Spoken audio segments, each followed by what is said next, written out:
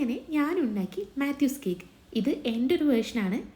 Original പോയി കഴിക്കാൻ ഒരു നിവൃത്തിയില്ലാത്തത് കൊണ്ടാണ് ഞാനിത് വീട്ടിൽ ട്രൈ ചെയ്തത്.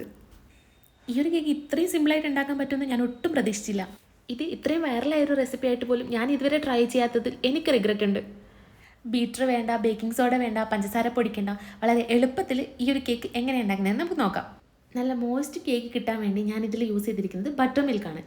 ഒരു 1/2 കപ്പ് ബട്ടർ മിൽക്ക് നമ്മൾ റെഡിയാക്കി വെക്കണം. ഒരു ബൗൾ എടുത്ത് അതിലേക്ക് മൈദ, കൊക്കോ പൗഡർ, പഞ്ചസാര, ബേക്കിംഗ് പൗഡർ, ആവശ്യത്തിന് ഉപ്പ് ഇത്രയും ഇട്ട് നല്ലപോലെ മിക്സ് ചെയ്യണം.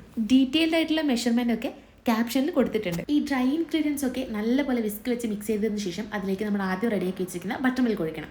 ഒന്ന് ജസ്റ്റ് മിക്സ് ചെയ്തതിന് ശേഷം അതിലേക്ക് ഒരു മുട്ട പൊട്ടിച്ചൊഴിക്കണം. പിന്നെ ഓയിലും, അവസാനമായിട്ട് നല്ല ചൂട് വെള്ളത്തിൽ കോഫി പൗഡർ മിക്സ് ചെയ്ത് അതും ഇതിലേക്ക് ഒഴിച്ച് നല്ലപോലെ മിക്സ് ചെയ്ത് നമുക്ക് ടിന്നിലേക്ക് ഒഴിച്ച് ബേക്ക് ചെയ്തെടുക്കാം. ഈ ഒരു കേക്ക് ഇങ്ങനെ കഴിച്ചാലും അടിപൊളിയാണ്. പക്ഷേ ഒറിജിനൽ കേക്കിന് അവർ മേലെ ഒരു ബട്ടർ ക്രീം സ്പ്രെഡ് ചെയ്യുന്നുണ്ട്. നമുക്ക് അതും കൂടെ ഉണ്ടാക്കാം.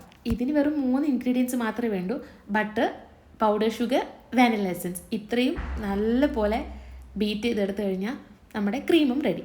ഇനി ഇതൊന്ന് സ്പ്രെഡ് ചെയ്യണം, കട്ട് ചെയ്യണം, കഴിക്കണം, അത്രയേ ഉള്ളൂ. ഇതുവരെ ബേക്ക് ചെയ്യാത്തവർക്ക് പോലും ഒന്ന് വീട്ടിൽ ട്രൈ ചെയ്ത് നോക്കാൻ പറ്റുന്ന സിമ്പിളായിട്ടുള്ള ഒരു റെസിപ്പിയാണ് കേട്ടോ ഇത്. ഞാൻ വീണ്ടും പറയുന്നു, ഇത് മാത്യൂസ് കേക്ക് അല്ല. മാത്യൂസ് കേക്ക് കഴിക്കണമെങ്കിൽ ട്രിവാൻഡ്രം പോയി അവരുടെ അടുത്തുനിന്ന് തന്നെ വാങ്ങി കഴിക്കണം. ഇത് നമുക്ക് വീട്ടിലുണ്ടാക്കി നോക്കാൻ പറ്റുന്ന ഒരു റെസിപ്പി, അത്രയേ ഉള്ളൂ.